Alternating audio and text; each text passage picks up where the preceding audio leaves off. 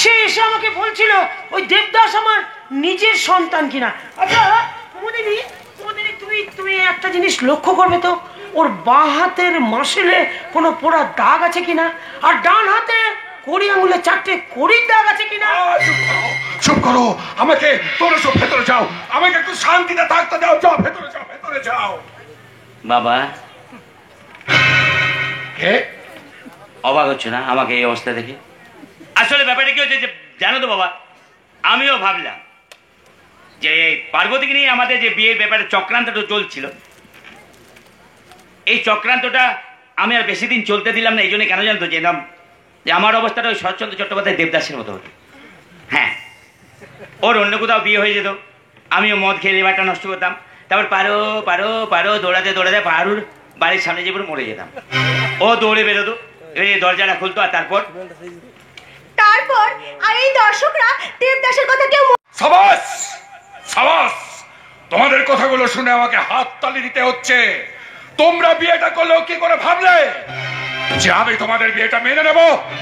আপনার মানা না মানাতে আমাদের কিছু যায় আসে না, কারণ আপনি যেভাবে আমার বাবাকে অপমান করেছিলেন, তারপরেও কি করে ভাবলেন যে ওই দেবদাসকে এই বাড়িতে থাকার জন্য পারমিশন দেব? তাছাড়া এই বাড়িতে যতদিন পর্যন্ত ওই কাল লাগিনিটা আছে না, ততদিন তো এই ঘরে থাকার কোনো প্রশ্নই ওঠে না। একদম চুপ, কোনো কথা হবে না, কোনো কথা না। চট্টগ্রামের মেয়ের নায়িকার মেয়ে হয়ে তোর চুলের মুঠি ধরে ঘোরাতে করে এমন নাচ নাচাবো না, তখন তুই বুঝবি বাপ কখনো তোর বাপকেও ছেড়ে কথা কয় না। একদম চুপ, তোকে মারবো রান্না করে, আর তুই গিয়ে পড়বি ওই আদর ঘরে। চুপ করো, চুপ করো, চুপ করো, তোমরা সবাই চুপ করো, তোমরা সবাই শান্ত হও। ওগো যখন বিয়েটা হয়েছে তখন পার্বতীকে তুমি মেনে নাও। কৌশল্যা, নারায়ণ মুখার্জি এত দুর্বল নয় যে সব কিছু মুখ বুঝে সহ্য করে। শোনো, আজ থেকে মুখার্জি বাড়ির সাথে তোমার সমস্ত সম্পর্ক আমি শেষ করে দিলাম। আর একটা কথা, কাল আমি করে অ্যাপিল করব, তোমাকে আমি ত্যায্য পুত্র ঘোষণা করব। Now I say get lost. বাবা এখন থেকে এ বাড়ির মালিক আমি। তুমি? হ্যাঁ, এই দলিলটা দেখ, দেখেন।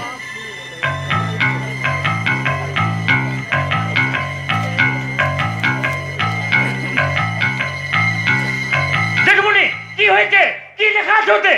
চুপ করে আছেন কেন? বলুন কি লেখা আছে? ওতে কি লেখা আছে? কি হয়েছে? আপনি চুপ করে গেলেন কেন? কি হয়েছে? কি হয়েছে?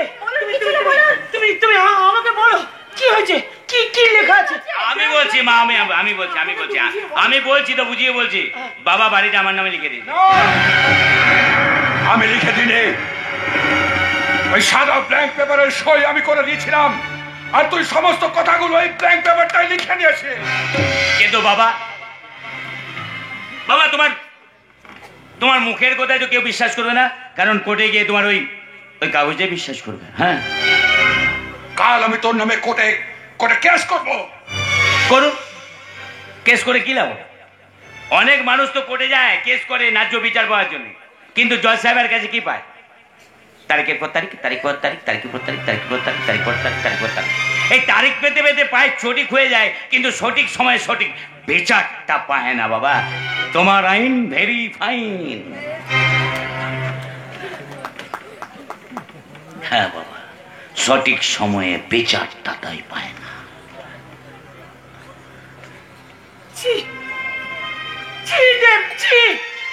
আমার ভাবতে অবাক লাগছে যে তুই আমার গর্ভে জন্মেছিস। না কৌশল্যা, না, আরে বাড়িতে থাকবো না। এ বিষয় সম্পত্তির ওপর আমার কোনো লোভ নেই। ওরা যা খুশি করো। চলো কৌশল্যা, চলো, জামা কাপড়টা ছিঁড়ে নেবে, চলো। আমি বলছিলাম কি, বাড়িটা দাদা ভাই হলেও দাদা ভাই তো আমাদেরকে বাড়ি ছেড়ে যেতে বলছে না, তাহলে আপনি কেন শুধু শুধু জামা কাপড় গুছানোর কথা বলছেন?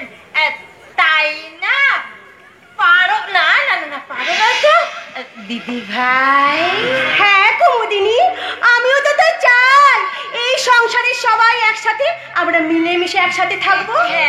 এটাই হচ্ছে তোমাদের মেয়েদের স্বভাব, এইটাই হচ্ছে স্বভাব। সব সময় চাই চাই চাই চাই চাই চাই, টাকা চাই, পয়সা চাই, গাড়ি চাই, বাড়ি চাই, চাই 11টা বাচ্চা চাই, ফুটবল টিম করবো, এই স্বভাব আর কি।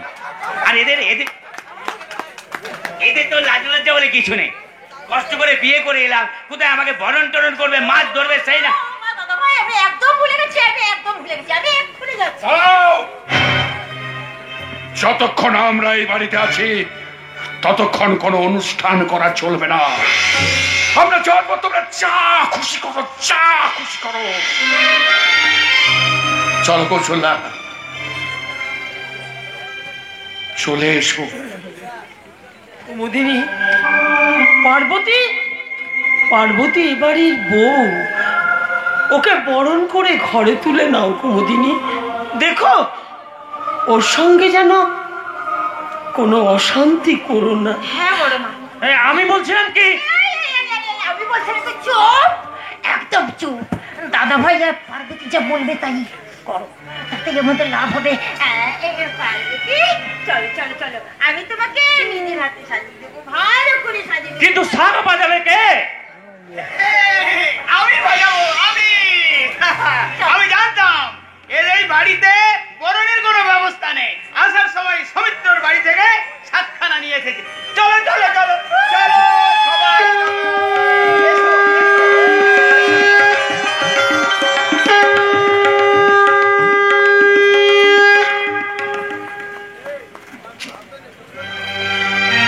দেব, আর তুই যেটা করলি তাতে কোনো মা তোকে কোনো দিন ক্ষমা করতে পারবে না রে দেব।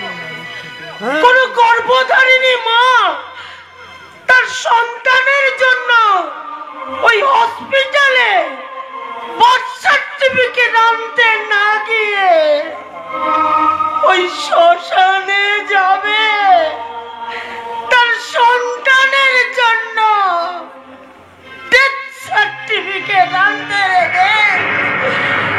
Death certificate.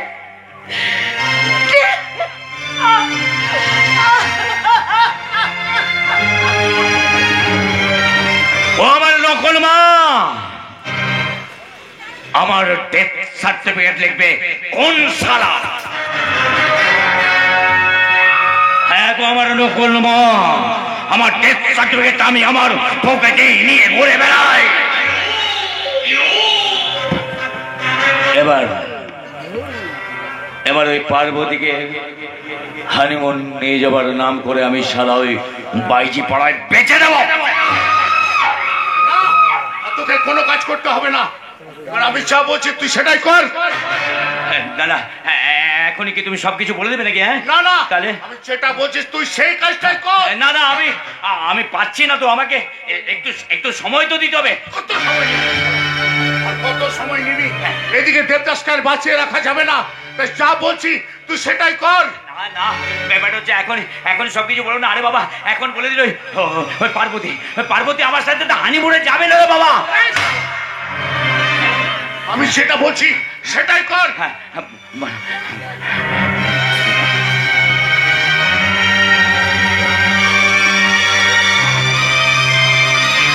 চলো কৌশল্যা, চলো কৌশল্যা, চলো। এই বিষয় সম্পত্তির ওপর আমার কোনো লোভ নেই। ওরাই সম্পত্তি লুটে পুটে খাক। চলো চলো।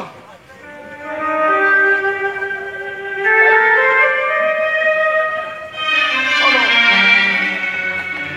চলো কৌশল্যা, চলো। তাই চলো চলো।